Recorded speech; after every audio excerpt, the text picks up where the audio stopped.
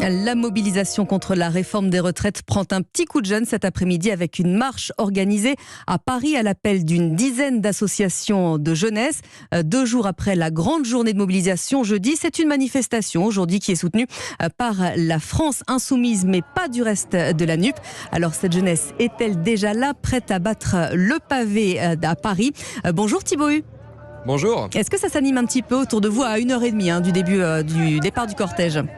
Oui, tout à fait. Il y a déjà une centaine de manifestants avec des drapeaux, des pancartes, quelques chants, vous l'entendez derrière moi, et un slogan qui revient beaucoup, Macron, ça suffit, la jeunesse est dans la rue, parce que oui, il y a une majorité de jeunes aujourd'hui. Beaucoup d'ailleurs étaient déjà dans la rue jeudi dernier avec les syndicats, et ils reviennent pour demander le recul du gouvernement sur cette réforme. Camille, une étudiante de 18 ans, refuse de travailler plus longtemps. C'est déjà compliqué en fait en tant que jeune de s'imposer dans le marché du travail.